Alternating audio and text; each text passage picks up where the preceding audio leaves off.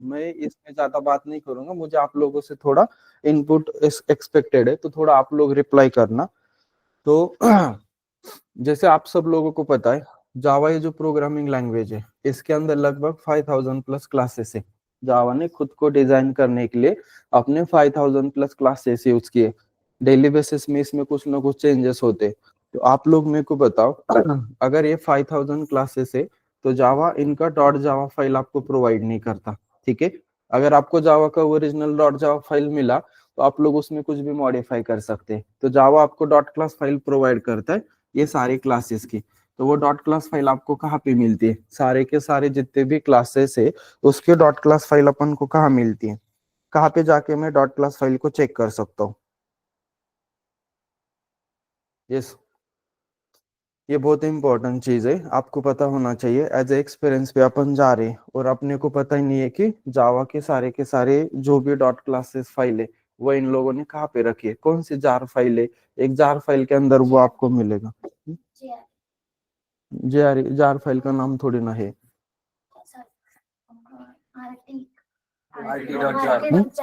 कौन सी jar file बताई थी मैंने? RT dot jar RT file. Dot jar. ठीक है, ये एक जार फाइल है। तो ये जार फाइल के अंदर आपको क्या मिलेगी? सारी की सारी डॉट क्लासेस फाइल मिलती है। किसकी? ये लगभग 5000 के आसपास जो भी क्लासेस है, ये जावा फाइल है। जावा फाइल कंपाइल होने के बाद उसका क्या बनता है? डॉट क्लास फाइल बनता है। तो वो डॉट क्लास फाइल आपको कहाँ पे मिलेगी? ये आरटी डॉट जार फाइल। तो आप देखो ना, जब अपन कोई एसओपी स्टेटमेंट प्रिंट कराते हैं, like system dot out dot println, ये नॉर्मल अपना एक लॉगर प्रिंट करने के लिए अपन कोर जावा में नॉर्मल मैसेज यूज करते। तो अपन ये सिस्टम क्लास यूज कर पा रहे हैं, तो ये कहीं ना कहीं तो है। तो तभी तो अपन इक्लिप्स में उसको यूज कर पाते। तो इक्लिप्स में अगर आप देखोगे, तो आपके लाइब्रेरीज के अंदर लिब नाम का एक फोल्डर होता है, और ये लिब फोल्डर के अंदर कौन सी जार फाइल होती है? RT dot jar file. अगर ये जार फाइल आपके प्रोजेक्ट स्ट्रक्चर में अवेलेबल नहीं है, तो अपन जावा का कोई सा भी क्लास या कोई भी रेफरेंस यूज नहीं कर सकते। तो ये सारी की सारी चीजें कहाँ से आती है? ये आरटी डॉट जार फाइल के अंदर से। तो देखो, अगर किसी ने पूछा सिंपल क्वेश्चन कि सारे के सारे जितने भी जावा के क्लासेस है, इसकी डॉट क्लास फाइल कहाँ पे पुट किए, तो कौन सा नाम है उसका? RT dot jar file. RT is nothing but run time jar file. और ये आपको कहाँ पे मिलेगी? जब अपन जावा इंस्टॉल करते, दो फोल्डर बनते हैं। एक बनता है जेडीके, दूसरा बनता है जेआरई। तो जेआरई के अंदर आप लोग लिब नाम का फोल्डर देखो, ये लिब नाम के फोल्डर के अंदर आपको सारी के सारी जार फाइल्स अवेलेबल देखने को मिलेगी। तो ये जार फाइल को कभी भी मत बोलना। ऐसा नहीं है कि अपन कुछ चीजें इंटरव्यू के लिए ही करे बस। कल मान के चलो आप कंपनी में काम करने के लिए जा रहे हो, तो वहां पे भी कभी कभी काम करने के लिए आपको सिस्टम क्लास ही नहीं मिलता। कोडिंग करने जाते हैं अपन इक्लिप्स के अंदर, और जावा के इनबिल्ट क्लासेस ही नहीं मिलते, तो उसका मीनिंग है आपके प्रोजेक्ट के अंदर कौन नहीं है? आरटी डॉट जार फाइल ये आपने क्लास लेवल पे ऐड नहीं किया, दैट्स वाई आपको ये चीजें मिल नहीं रही है। ठीक है, क्लियर है यहाँ तक? यस, ऑनलाइन वाले लोग। Yes sir. तो ये जार फाइल को भूलना नहीं है। अब लेक्चर के बाद मैं आप लोगों को कुछ क्वेश्चंस भी शेयर करूंगा, जो आपको प्रिपेयर करके आना है। नेक्स्ट टाइम से अपन कैसे करेंगे, कल का जो भी टॉपिक रहेगा उसके ऊपर मैं कुछ क्वेश्चंस भेजूंगा आपको पहले ही, तो आप लोग एक बार उसके ऊपर प्रिपेयर करके आना, तो आपको थोड़ा आइडिया आ जाएगा। उसके बाद ये सिंपल हुआ अपना जार फाइल का। तो पाथ और क्लास पाथ में क्या डिफरेंस है? What is difference between path and class path? मैं पाथ को कब सेट करूंगा और क्लास पाथ को कब सेट करूंगा? कंपाइल करते टाइम कंपाइल करते टाइम जब हम कोड कंपाइल करते हैं या जावा जावा ऐसे ऐसे कमांड यूज करते कंपाइल टाइम, उस टाइम पे हम पाथ सेट करते हैं। और जा क्लास पाथ है हम जब जेआरई आपके प्रोग्राम में पुट करते हैं, इस टाइम क्लास पाथ सेट करते हैं। ओके, और कोई मुझे बता सकता है? एक सिंगल लाइन में मुझे बताओ कि ऐसा क्या रिक्वायरमेंट रहेगा कि मैं पाथ सेट करूंगा, और ऐसा क्या रिक्वायरमेंट रहेगा कि मैं क्लास पाथ सेट करूंगा? दोनों सेट करना जरूरी है क्या, और एक से भी मैं मेरा काम चला सकता हूँ? ऑपरेटिंग सिस्टम आपल्याला सांगायचं असं जावा डॉट म्हणजे जावा डॉट exe फाईल किंवा javac dot exe file location काय त्याला आपण पाथ यूज करतो. ओके, आणि क्लास पाथ यूज करायला जेव्हा आपल्याला प्रोग्रामचं लोकेशन पाहिजे असेल म्हणजे जीआरई फाईल त्या प्रोग्राम त्यावेळेस क्लास. ओके, और निकिता, जीनल मैम, क्या आहे आपण क्या बता सकते पाच तर पाच मध्ये आपण म्हणजे ते सीएमडी मध्ये रन करतो आणि क्लास 5 आपण ते डायरेक्ट जेव्हीएम फाईल असतं ना ते म्हणजे लायब्ररी फाईल मध्ये ते कंपाईल वगैरे होतं. ओके. बाकी जीनल काय आहे पाथ आणि क्लास पाथ मध्ये काय डिफरन्स आहे? Sir, path is a environment variable to find the binary files, and Okay. class path is a to load the bytecode stores in dot class files. Okay, ठीक है, ऐसा भी बोल सकते हैं अपन सिंगल लाइन में अगर बोलना है, तो इसका थोड़ा डेफिनेशन प्रॉपरली फाइंड आउट करके रखना। ये इंटरव्यू में पूछा जाने वाला क्वेश्चन है थियोरेटिकल में। ये जो इस टाइप के क्वेश्चंस रहते हैं ये नॉलेज चेकिंग क्वेश्चन है, रन टाइम पे पूछे जा सकते हैं। तो छोटे छोटे क्वेश्चन है लेकिन मिस्टेक नहीं होना चाहिए। अब मुझे आप बताओ, आपको इंटरव्यू में क्वेश्चन पूछा है what is difference between JDK, what is difference between JRE and what is difference between JVM. तो आपको दो दो पॉइंट इन तीनों की चीजों में बताना है, प्रैक्टिकल चीजें बताना है, मुझे थियोरेटिकल से कोई मतलब नहीं है। सो जेडीके मतलब क्या, जेआरई मतलब क्या और जेवीएम मतलब क्या। तो आपको इंटरव्यू में क्वेश्चन पूछा what is difference between JDK, JRE और जेवीएम, तो आपको ये तीनों को एक्सप्लेन करना है विथ प्रॉपर एग्जाम्पल। तो आप कैसे एक्सप्लेन करोगे? यस।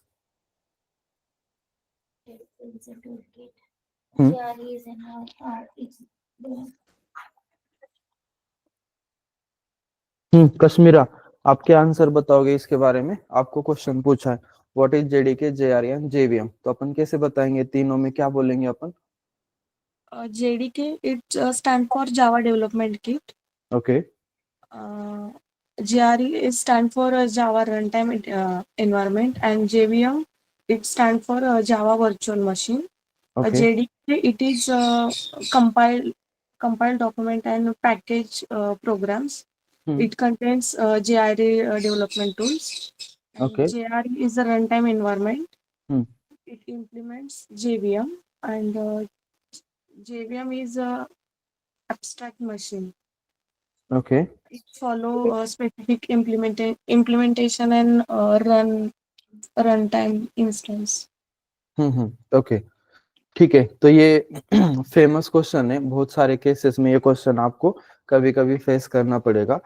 जो लोगों का एक्सपीरियंस बिलो 3 ईयर से, तो मैक्सिमम सिनेरियो में ये क्वेश्चंस आपको पूछा जाएगा। तो सिंपल वहां पे आप लोग बोल सकते हो JDK is nothing but JDK एक डेवलपमेंट किट है जिसके थ्रू अपन प्रोग्राम को डेवलप कर सकते हैं। JDK is nothing but JRE plus कुछ सपोर्टेड लाइब्रेरीज होती है। ये जो जेडीके होता है ये फिजिकली एग्जिस्ट होता है। जेडीके ये नॉर्मली डेवलपर के सिस्टम पे होना जरूरी है।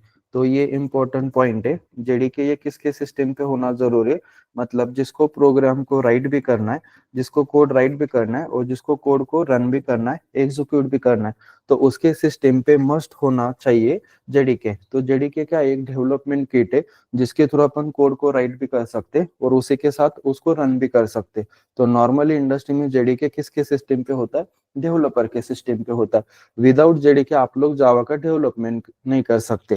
तो ये जेआर इज नथिंग बट एक रन टाइम इन्वायरमेंट आपको प्रोवाइड करता है जिस इन्वायरमेंट के ऊपर अपन जावा का एप्लीकेशन एग्जीक्यूट करा सकते।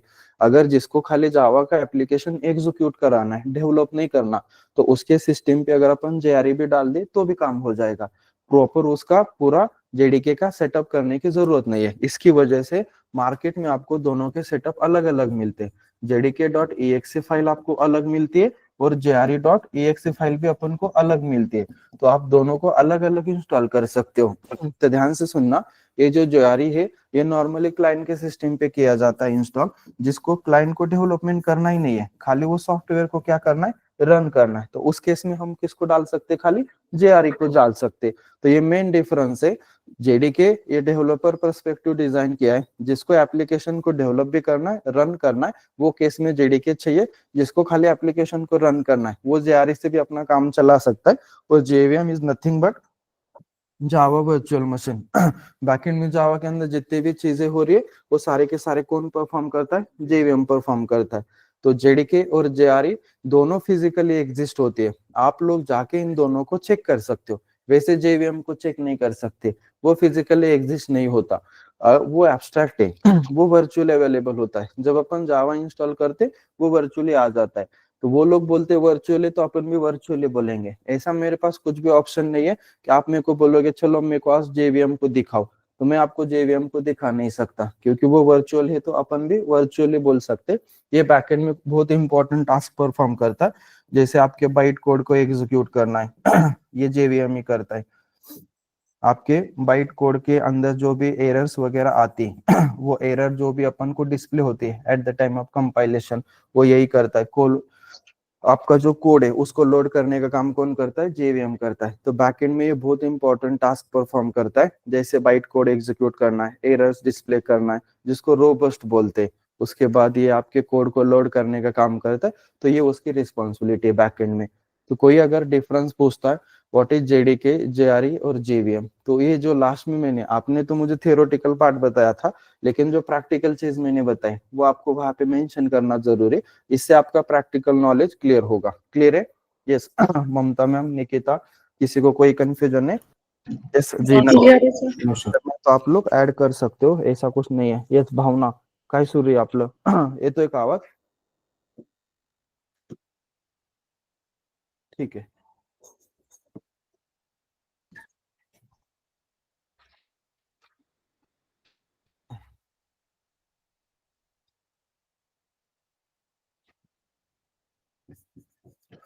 Call by value and call by reference, पहले तो मेरे को ये समझाओ कि ये होता क्या है।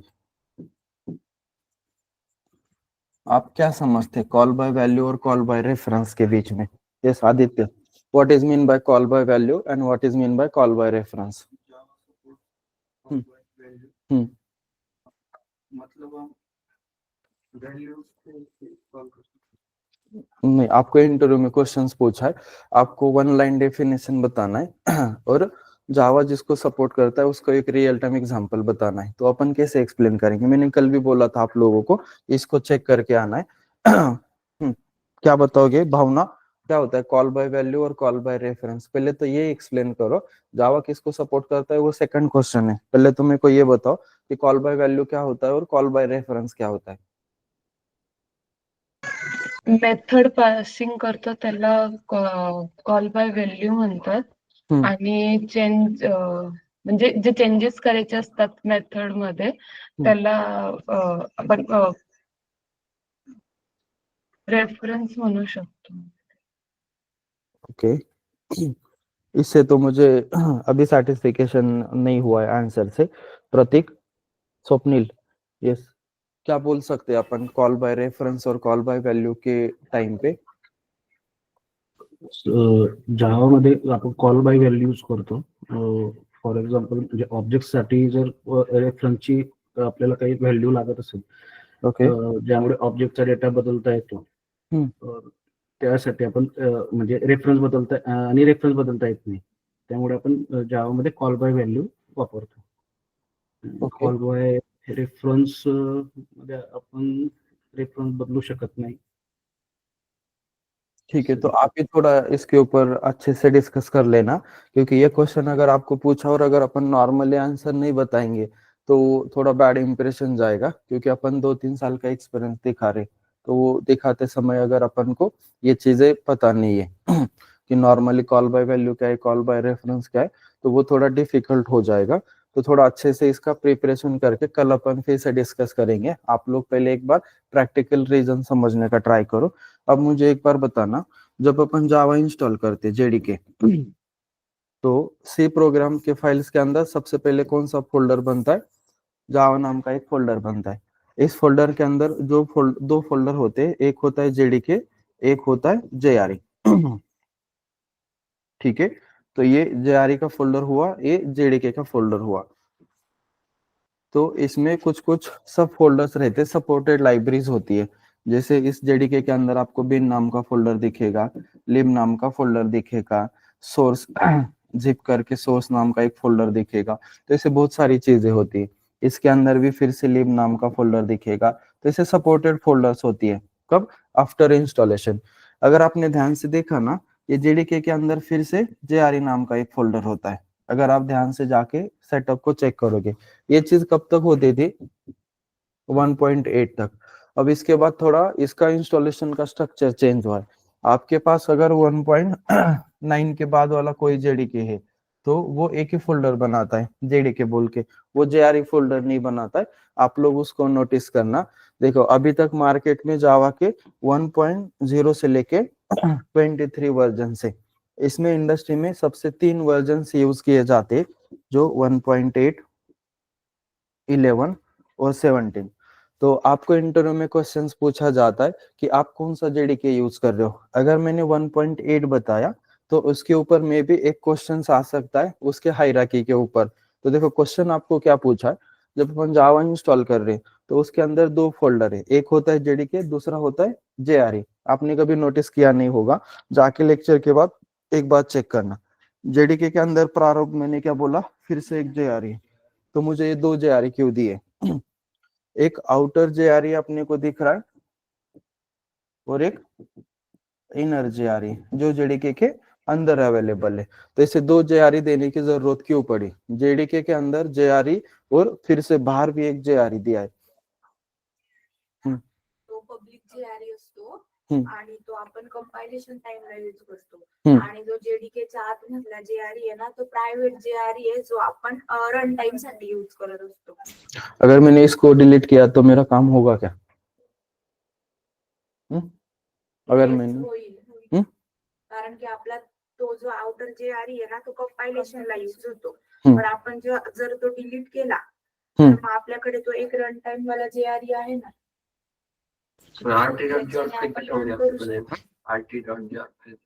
अभी ये जेआरई का जो फोल्डर एज इट इज वहां पे भी जेआरई ना, तो उसके अंदर भी फिर से रहेगा ना वो। तो कभी भी याद रखना ये जो जेआरई है ये आपने जो बताया ये पब्लिक है, ये प्राइवेट नहीं है। ये पब्लिक जेआरई होता है, प्राइवेट कौन है, अंदर वाला प्राइवेट, आपने उल्टा बताया। ओके सो अगर आप लोग जब अपन किसी प्रोग्राम को कंपाइल करते तो at the time of compilation कभी भी पब्लिक वाला जेआरई यूज होता है, कंपाइलेशन के टाइम पे अपना प्राइवेट वाला यूज होता है और रनिंग के टाइम पे वो पब्लिक को प्रायोरिटी देता है। अगर ये वाला जे अपन ने डिलीट किया तो एट द टाइम ऑफ कंपाइलन और एग्जीक्यूशन के टाइम पे दोनों चीजों में कौन सा जेआरई यूज किया जाता है, इनर वाला। दैट्स वाई तो अभी 1.9 के बाद जो स्ट्रक्चर चेंज हुआ है वो स्ट्रक्चर में डायरेक्ट जेडीके के अंदर ही वो लोग ऑलरेडी कौन था, जेआरई। तो ये वाला जेआरई अभी आपको जो भी न्यू वर्जन है लेटेस्ट उसके अंदर आपको देखने को नहीं मिलेंगे। तो ये 1.8 तक था, मतलब 1.0 से लेके 1.8 तक जो इंस्टॉलेशन चलता था वो इस वे से चलता था, 2 जेआरई अपन को यूज करनी पड़ती थी। लेकिन जैसे अभी 1.9 के बाद अपन मूव हो जाते तो वो एक ही फोल्डर बनाता है, 2 फोल्डर नहीं बनाता। ये चीज आप वेरीफाई कर सकते हो, ठीक है। ये जो जावा प्रोग्रामिंग लैंग्वेज आया था इसका जो फर्स्ट वर्जन आया था ये कब आया था, 23 जैन 1996। यहाँ से लोगों ने उसको यूज करना स्टार्ट किया था। इसका जो 1.0 वाला वर्जन था ये डेवलप करने के लिए इन लोगों को 18 मंथ लगे थे, जो भी इनके डेवलपर्स थे। तो एक जो स्टेबल वर्जन इन्होंने रिलीज किया था कितने मंथ में किया था, 18 मंथ में। अभी अपन उसको सीख रहे 2-2, 3-3, 10-10 साल से लोग जावा को सीख रहे। आप लोग सोच सकते हो 18 मंथ में अगर वो लोग एक direct JDK programming language develop कर सकते तो वो रेफरेंसेस वगैरह उनका जो भी नॉलेज होगा वो किस लेवल का होगा। जावा को डेवलप करने के लिए बैकएंड में इन लोगों ने सीपीपी को यूज किया है, मतलब ज्यादातर रेफरेंसेस उन्होंने सीपीपी जो प्रोग्रामिंग लैंग्वेज है वही से लिया है। तो देखो जब जावा आया था तब ये किसके अंडर था, सन माइक्रो सिस्टम के अंदर था। तो ये जो सन माइक्रो सिस्टम सॉफ्टवेयर का कंपनी यूएस का, इस सन माइक्रो सिस्टम के अंदर जावा पहले डेवलप हुआ था। तो ये सन माइक्रो सिस्टम ने 1.0 से लेके 1.6 तक ये जो वर्जन है जावा के ये किसने डेवलप किए, सन माइक्रो सिस्टम ने डेवलप किए। लेकिन इसके हिस्ट्री में थोड़ा चेंज हुआ था, 2009 में इसको किसने टेक ओवर कर लिया, ओरेकल ने टेक ओवर कर लिया। अब 1.7 से लेके जो भी 23 वर्जन है ये किसने डेवलप किए, ये ओरेकल ने डेवलप किए। अब जब अगर आपके कंप्यूटर के अंदर ये सन माइक्रो सिस्टम वाला जावा है तो अपन यहाँ पे विदाउट मेन मेथड प्रोग्राम को एग्जीक्यूट कर सकते, विदाउट मेन मेथड प्रोग्राम को अपन रन कर सकते। उसके लिए आप लोगों को स्टैटिक ब्लॉक लिखना पड़ता है। ध्यान से सुनना मैं क्या बोल रहा हूँ। आप लोग विदाउट मेन मेथड आपके जावा प्रोग्राम को एग्जीक्यूट कर सकते हो अगर आपके सिस्टम में 1.0 से लेके 1.7 तक कोई वर्जन है। लेकिन अगर मेरे कंप्यूटर में जेडीके 1.7 के बाद वाला कोई भी ग्रेटर वर्जन है तो मेरे को कंपलसरी एग्जीक्यूशन के लिए मेरे प्रोग्राम के अंदर मेरे को मेन मेथड ऐड करना जरूरी है। ठीक है, विदाउट मेन मेथड अपन लेटेस्ट वाले जावा को एग्जीक्यूट नहीं कर सकते। क्लियर है, ये चीज थोड़ा याद रखना। तो जो भी चेंजेस हुए, अब लेटेस्ट चेंजेस कौन कर रहा है, ओरेकल कर रहा है। अब सन माइक्रो सिस्टम का कोई एग्जिस्टेंस नहीं है, जो भी बैकएंड में चेंज हो रहे वो ओरेकल कर रहा है। तो ओरेकल ने ये सन माइक्रो सिस्टम से 3 प्रोडक्ट बाय किए थे उस टाइम पे। उसमें एक जावा था, माइस्क्यूएल डेटाबेस और सोलराइज करके एक ऑपरेटिंग सिस्टम थी। वो एक्चुअल प्रोडक्ट थे किसके, सन माइक्रो सिस्टम के। 2009 में किसने टेक ओवर किया, ओरेकल ने किया। अब जावा को कुछ भी करना है तो आपको किसके पास जाना पड़ता है, ओरेकल के पास जाना पड़ता है। तो ये थोड़ा बहुत उसका हिस्ट्री है।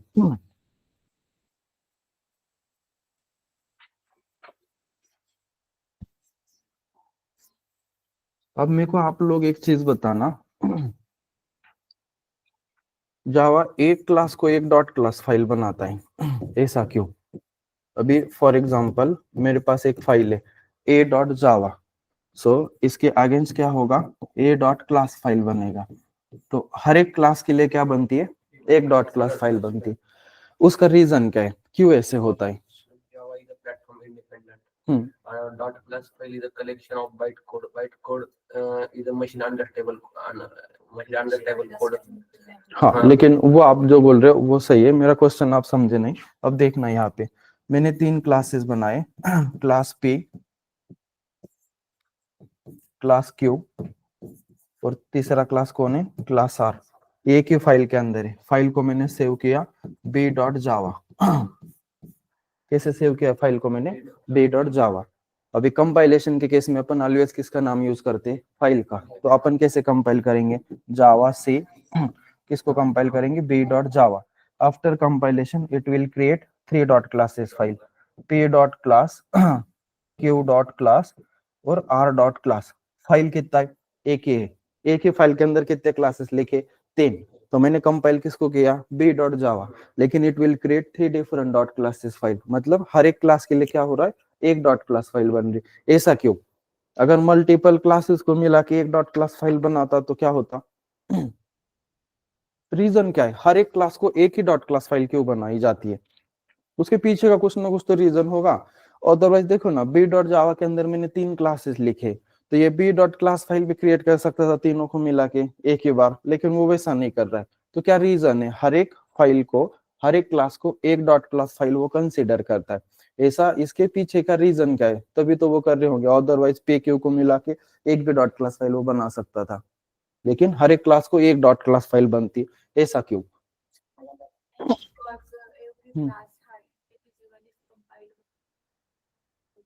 कधी पण क्लास कंपाईल नाही होत, फाईल कंपाईल होते। मग क्लासचं काहीच नाही आलं ना त्याच्यात। आपण कोणाच डिस्कशन केलं, कंपाईल कशाला केलं आपण, फाईलला।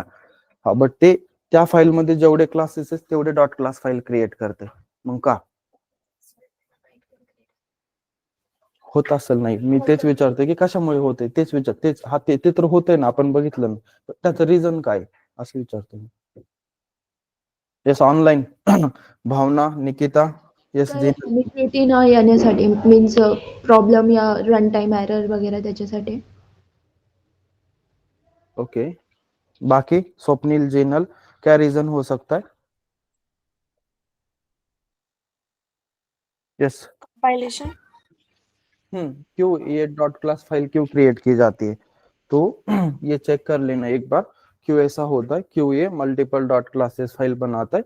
अभी देखना, एक ही फाइल के अंदर अपन ने 3 डिफरेंट क्लासेस क्रिएट किए, तो वो हर एक क्लास के लिए एक डॉट क्लास फाइल बनाता है।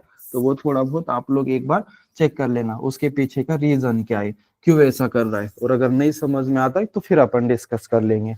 अब सुनना, मैंने मेरा एक क्लास का नाम दिया है, फॉर एग्जाम्पल क्लास अपन की है प्रोडक्ट, ये मेरे क्लास का नाम है। लेकिन इसको सेव करते समय मैंने सेव किया ऑर्डर डॉट जावा। तो अपन ऐसा कर सकते हैं क्या, मेरे क्लास का और फाइल का नाम डिफरेंट रख सकते हैं क्या अपन? ठीक है, तो फिर अभी यहाँ पे अपन को अगर कंपाइल करना है तो अपन कंपाइल कैसे करेंगे इसको? जावा सी, जावा सी order.java हाँ आणि जावा सॉरी ये नाम किसका होता है? जावा फाइल नेम होता है। ऑलवेज कंपाइल कौन होता है? फाइल कंपाइल होती है। तो आफ्टर कंपाइलेशन आपकी ये जावा फाइल का कन्वर्जन किसके अंदर होगा? क्लास हाँ, तो कैसे बनेगी वो क्लास फाइल? किस नाम से बनेगी? क्लास नेम से। तो यहाँ पे डॉट क्लास फाइल बनेगी, वो क्या बनेगी? प्रोडक्ट डॉट क्लास ऐसे बनेगी। अगर अभी इसको रन करना है तो अपन रन कैसे करेंगे? जावा और किसका नाम? प्रोडक्ट। जो भी मेन मेथड में आपने कोड लिखा है वो कोड क्या होगा? एग्जीक्यूट हो जाएगा। ठीक है, तो याद रखना, अगर किसी ने क्वेश्चन पूछा कि अगर आप लोग का जो क्लास है और फाइल का नाम डिफरेंट रखा तो चलता है क्या? तो नॉर्मली अपन इसको चला सकते, लेकिन सबसे इंपॉर्टेंट चीज, अभी ये जो क्लास है इसके पहले कोई सब एक्सेस मॉडिफायर नहीं दिया, दैट्स वाई वो आपको अलाउ कर रहा है। ये बाय डिफॉल्ट क्या कंसीडर हुआ? डिफॉल्ट कंसीडर हुआ। अगर इस क्लास को मैंने पब्लिक रखा, आप कर सकते क्या? अगर क्लास पब्लिक है तो उस केस में आपको कंपलसरी फाइल का और क्लास का नाम सेम रखना पड़ता है। ध्यान से सुनना मैं क्या बोल रहा हूँ। नाम तभी चेंज कर सकते हो जब उसका स्कोप डिफॉल्ट होगा। डिफॉल्ट के अलावा अगर दूसरा स्कोप दिए तो उस केस में क्लास का और फाइल का नाम सेम होना चाहिए। तो मेरा क्वेश्चन है व्हाई, ऐसा क्यों? डिफॉल्ट के केस में मेरे को नाम चेंज करने दे रहा है, लेकिन पब्लिक के केस में मेरे को नाम चेंज करने नहीं दे रहा है, तो उसका क्या रीजन है? म्हणजे डिफॉल्ट क्लास हा पब्लिकचा स्कोप ऑल ओव्हर असतो, म्हणजे प्रोग्राम मध्ये पण डिफॉल्ट स्कोप विदिन पॅकेज असतं, त्याच्यामुळे हाँ, वो तो एक्सेस मॉडिफायर का रूल हुआ ना। पब्लिक का स्कोप ऑल ओवर रहता है, वो एक्सेस मॉडिफायर है। ठीक है, वो डिफॉल्ट का विद इन पैकेज रहता है। ठीक है, अपना क्वेश्चन डिस्कशन चल रहा है कि पब्लिक के केस में कंपलसरी जो नाम फाइल को दिया है वही जो नाम क्लास को दिया है वही नाम आपको फाइल को देना पड़ता है, ऐसा क्यों? यस निकिता, काय रीजन आहे त्याच्या पाठीमागचं?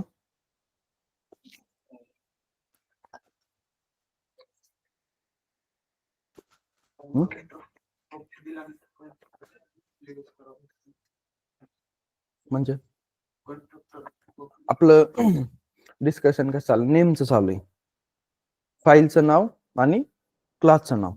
बट जर ते नॉर्मल असेल डिफॉल्ट तर तुम्ही काही नाव दिलं तरी चालते. फक्त प्रिकॉशन कुठे घ्यावं लागते? कंपायलेशन आणि रनिंगच्या टाइमला. मी म्हणतोय की क्लास हा पब्लिक असेल तर फाईलला पण कंपल्सरी पब्लिक नाव द्यावं लागतं. तर असं का? त्याच्या पाठीमागचं रिझन काय? यस ऑनलाइन नाविद की मैम, क्या है रीजन उसके पीछे का? प्रतीक कोई बताएगा? बिकॉज ते एंट्री पॉइंट आहे जेव्हीएम मध्ये म्हणून. एंट्री पॉइंट आहे म्हणून, बट काय entry point?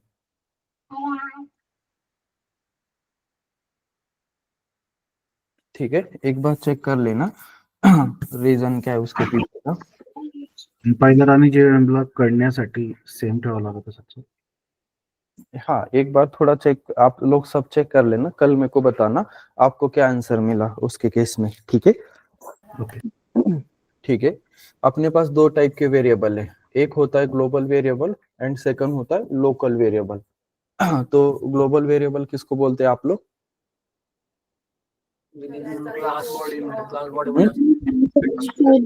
Block. Okay.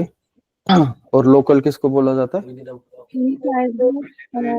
Block. Okay, with in block. ठीक है, दो टाइप के वेरिएबल है, ग्लोबल एंड लोकल. उसी के साथ अगर वेरिएबल आपको राइट करना है तो आपको क्या पता होना जरूरी है? डेटा टाइप पता होना जरूरी है. तो ये जो बाइट है ये किस ग्रुप के अंदर आता है? डेटा टाइप ग्रुप है, अलग अलग इंटीजर है, फ्लोटिंग है, बुलियन है और होल नंबर. तो ये जो है इसका ये ग्रुप कौन सा है? इंटीजर वाला ग्रुप है. तो इंटीजर के अंदर 4 डेटा टाइप आते हैं. बाइट आता है, उसके बाद शॉर्ट आता है, देन इंट आता है और नेक्स्ट कौन है? लॉन्ग. ये ग्रुप कौन सा है? इंटीजर वाला है. फ्लोटिंग के अंदर 2 आते हैं, एक आता है फ्लोट और दूसरा आता है डबल. इनमें डिफरेंस है, एक साइज देता है 4 बाइट और एक देता है 8 बाइट. ये मेन डिफरेंस है। देन ये after decimal up to 7th digit तक सपोर्ट करता है और ये after decimal up to 15 decimal तक सपोर्ट करता है। उसके बाद फ्लोट के केस में आपको कंपाइलर को फोर्सफुली बताना पड़ता है, उसके लिए अपन एफ लिखते हैं, डबल के केस में नहीं है। ये जो इंटीजर वाला ग्रुप है यहाँ पे बाय डिफॉल्ट जावा इंट को सपोर्ट करता है। बाय डिफॉल्ट जावा किसको सपोर्ट करता है? इंट को। ये जो फ्लोटिंग वाला ग्रुप है यहाँ पे बाय डिफॉल्ट जावा डबल को सपोर्ट करता है। फ्लोट या इधर इंटीजर में दूसरे डेटा टाइप पास करना है तो वो फोर्सफुली आपको भेजने पड़ते हैं। उसके बाद नेक्स्ट जो ग्रुप है वो है बुलियन वाला ग्रुप, जिसके अंदर बुलियन नाम का एक ही डेटा टाइप है। इसके अंदर दो वैल्यू आप डाल सकते हो, एक आती है ट्रू और दूसरी आती है फॉल्स। बाय डिफॉल्ट बुलियन आपको क्या देता है? फॉल्स देता है। इंडस्ट्री में कंफ्यूजन होता है लोगों को कि ये ट्रू देता है, ट्रू नहीं है। बाय डिफॉल्ट बुलियन का वैल्यू क्या होता है? फॉल्स होता है। सबसे लास्ट वाला जो डेटा टाइप है जिसका नाम है कौन सा? कैरेक्टर। कुछ लोग इसको चार के नाम से भी कॉल करते। इसका बाय डिफॉल्ट जो वैल्यू है वो एम्प्टी स्पेस है। ठीक है, क्या है? Empty space. उसका जो आस्की कोड है /u 4 time 0 by default value है किसका? कैरेक्टर का। इसके अंदर आप लोग स्मॉल ए से लेके स्मॉल जेड, कैपिटल ए से लेके कैपिटल जेड, अदरवाइज कोई भी एक स्पेशल सिंबल भी डाल सकते हो। तो ये प्रिमिटिव डेटा टाइप अपना इसका डेटा टाइप का हुआ। प्रिमिटिव नॉन प्रिमिटिव वाली चीज है। तो कभी कभी आपको पूछे जाते हैं कि प्रिमिटिव डेटा टाइप बताओ, कौन से प्रिमिटिव डेटा टाइप है, कौन से नॉन प्रिमिटिव, तो थोड़ा उसका अंडरस्टैंडिंग कर लेना। ग्लोबल लोकल का तो आपको अंडरस्टैंडिंग ऑलरेडी क्लियर है, उसमें मुझे नहीं लगता कुछ इश्यू आना चाहिए। तो अभी अपन एक दो सिनेरियोस देखते हैं मेरे लैपटॉप के ऊपर, उसके बाद अपन देखते हैं। थियोरेटिकल में ये थोड़ा रीड करके आना। अभी मैंने आज आप लोगों को आइडिया दिया है कैसे प्रैक्टिस करना है, तो कल के हिसाब से थोड़ा प्रिपेयर करके आना। अभी 2-3 सिनेरियोस ट्राई करते हैं अपन।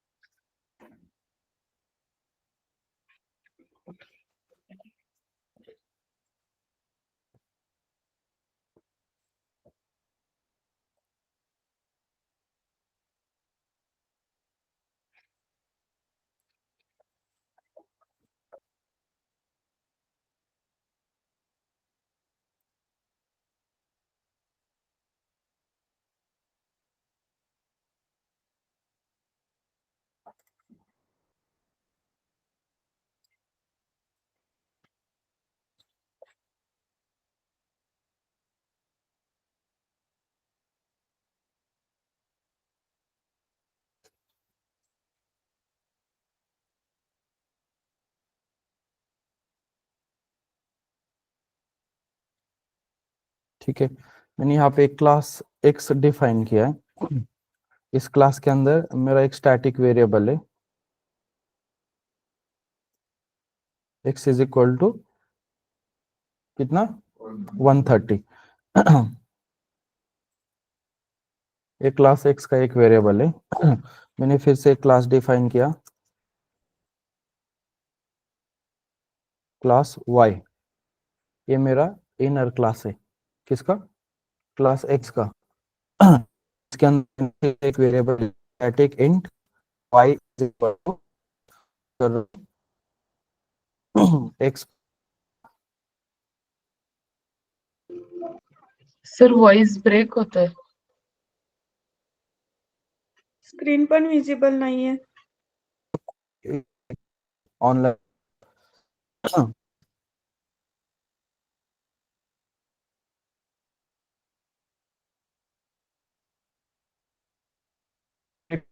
फ्लक्चुएट हुआ है, 1 मिनट दे देना मुझे।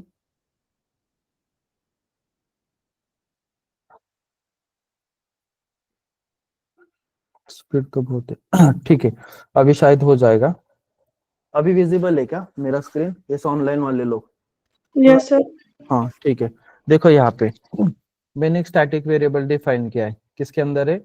और ये क्लास को भी फॉर एग्जांपल स्टैटिक डिफाइन करता हूँ अभी के लिए।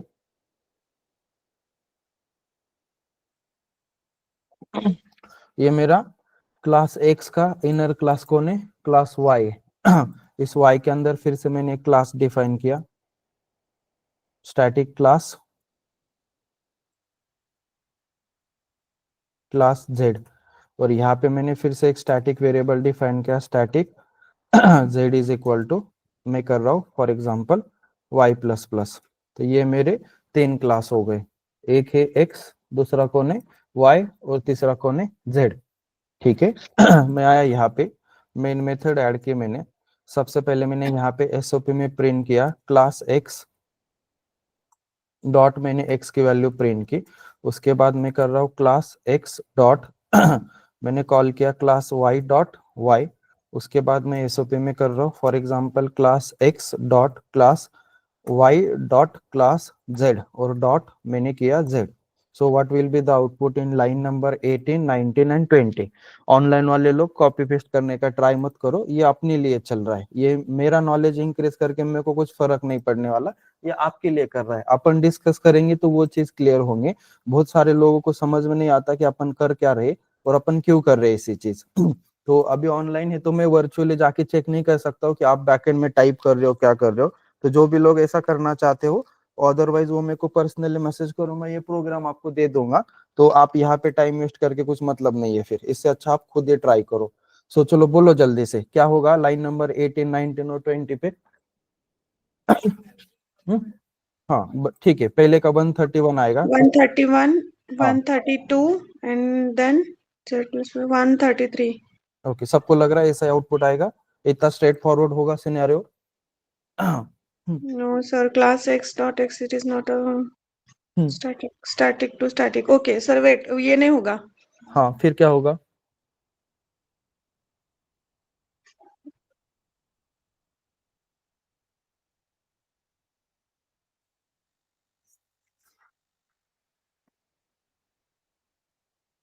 कुछ नहीं किया, नॉर्मल सिनेरियो अपन डिजाइन किए।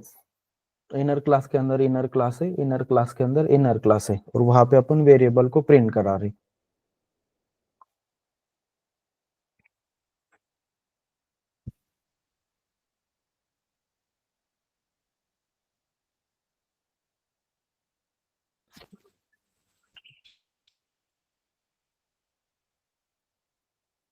बोलो ना ममता मैम, जीनल, सबका नाम लेना जरूरी है क्या? यस यार, आप लोग अभी उतने हो यार सब लोग, मुझे बार बार नाम, ये थोड़ी ना अपना नॉर्मल लेक्चर चल रहा है। आप आंसर कर सकते हो ना, नाविद की, नेहा, बस यार कॉल ज्वाइन करके प्रतीक, स्वप्निल, काइल आउटपुट।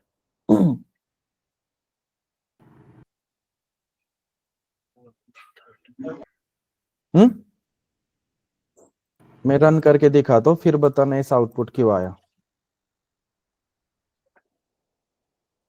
व्हेरिएबलची मेमरी क्लास सोबत लोड होते ना, म्हणजे म्हणजे जेव्हा क्लास लोड जी असते स्टॅटिक व्हेरिएबलची हम्म. मेमरी, हम्म. तर क्लास लोडिंगच्या वेळेस तयार होते. हम्म.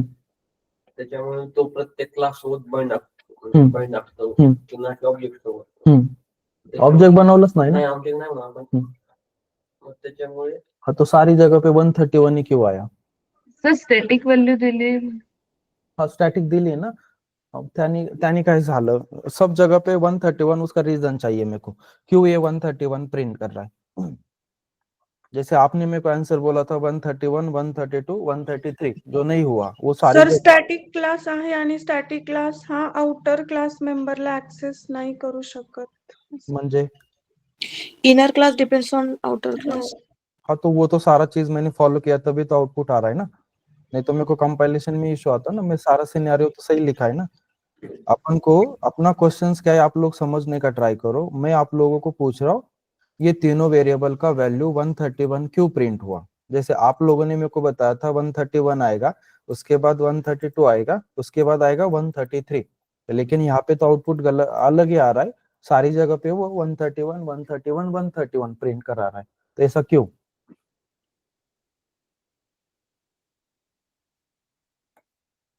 रीजन होगा उसके पीछे का कुछ, तो वो रीजन मेरे को चाहिए, ऐसा क्यों आ रहा है। अपना रिवीजन सेशन हुआ है, कोर जावा लेक्चर हुआ है, अपन पूरा एडवांस में आ गए अभी अपन।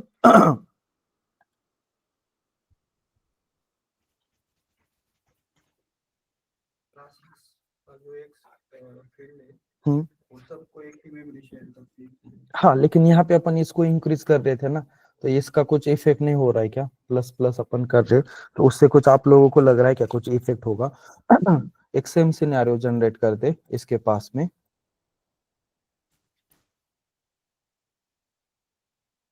ये दोनों क्लासेस को अपन साइड बाय साइड ओपन करते। फॉर एग्जांपल अब मैं यहाँ पे आया, मैंने यहाँ पे एक कंस्ट्रक्टर डिफाइन किया क्लास पी का।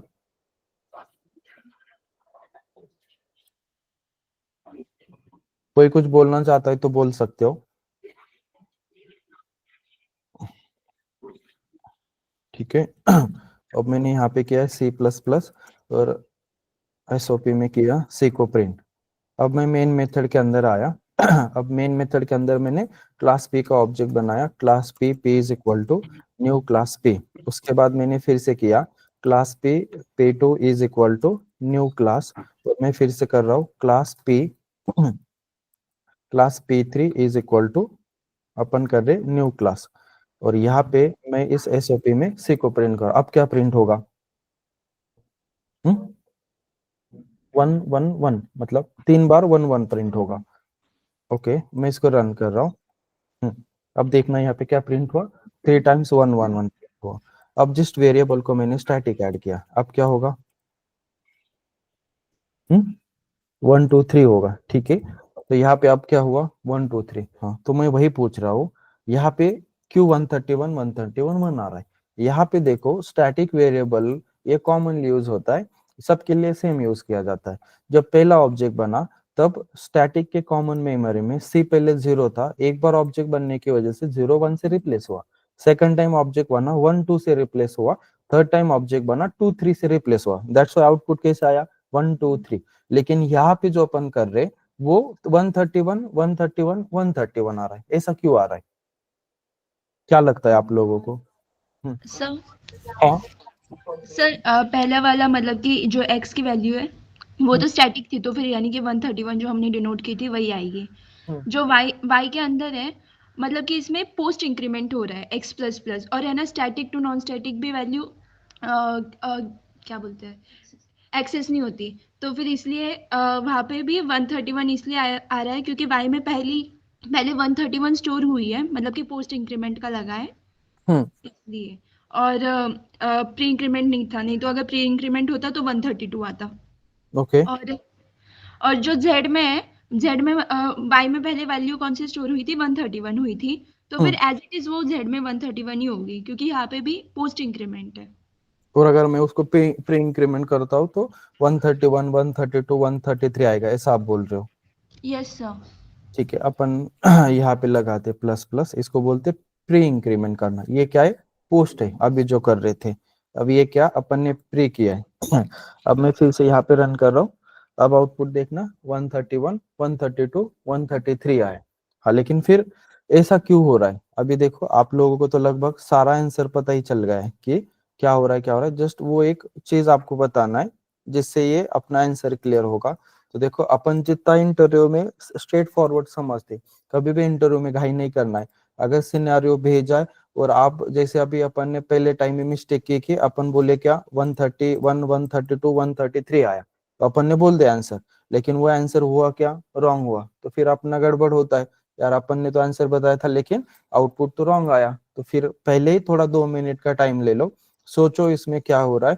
तो इस टाइप का प्रैक्टिस अपन को करना चाहिए। जब भी इंटरव्यू में आपको कोई सिनेरियो दिया जाता है वो इतना सिंपल होता नहीं है। जो अपन फर्स्ट टाइम को आउटपुट आएगा वो 100% रॉन्ग होता है। तो थोड़ा 2 मिनट वेट करना है, देखना है अच्छे से सिनेरियो क्या है, वहां पे घाई नहीं करना है। नहीं तो 99% आंसर ये रॉन्ग ही होता है सिनेरियो में, क्योंकि इतना स्ट्रेट फॉरवर्ड सिनेरियो आपको कोई नहीं पूछेगा। अगर इतना सिंपल आंसर रहता 131 132 तो मैं भी राइट नहीं करता उसको, ठीक है, स्किप कर देता। जैसे यहाँ पे सिंपल है, यहाँ पे कुछ नहीं है, डायरेक्ट नॉर्मल है। तो आप लोग एक बार ट्राई करो, इस कोड को समझो, डिबग करो, इसका वेरिएबल टैब ओपन करो, तब जाके आपको पता चलेगा कि ये 131 131 131 क्यों आ रहा है। तो इस टाइप के सिनेरियो भी अपन को साइड बाय साइड करने चाहिए। मैं लेक्चर में बहुत सारे सिनेरियो ऐसे ट्राई नहीं करा सकता, मैं आपको आइडिया दे रहा हूँ। तो अपन जहाँ पे सोचते, देखो आज तक आपने इनर क्लासेस रिवीजन सेशन में पढ़ा, लेकिन उसका एक्चुअल में प्रैक्टिकल इम्प्लीमेंटेशन करना चाहिए जैसे अभी अपन ने किया है। तो क्वेश्चंस इसी के टाइप ऐसे पूछे जाते, तो थोड़ा बहुत आप डिस्कस कर लेना। तो मैंने जस्ट आपको एक आइडिया भी दिया है, तो कुछ सिनेरियोज में ऐसे भी भेजूंगा, तो इसके हिसाब से आप लोग थोड़ा प्रिपेयर हो जाना।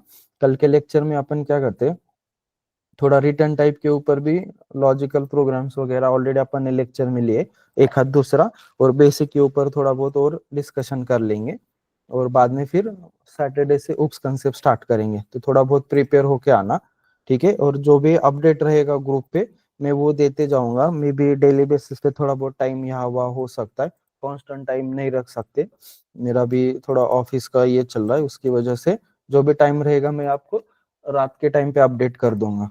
अदरवाइज ये लेक्चर अपन 3 दिन भी प्लान कर सकते, थोड़ा ज्यादा टाइम के लिए, पूरा हफ्ता भर कनेक्ट करने से अच्छा लाइक फ्राइडे सैटरडे ज्यादा भी अपन टाइम दे सकते, तो उसको अपन वर्कआउट करते। जस्ट अभी स्टार्ट हुआ है, थोड़ा नॉर्मल होने के लिए टाइम लगेगा, ठीक है। किसी को कुछ पूछना है तो पूछो, अदरवाइज अपन वेट कर लेते आज यहाँ पे। काही विचारायचंय निकिता, भावना, जिनल मॅम? सर उद्यासाठी कोणते टॉपिक सांगितले परत एकदा सांगा.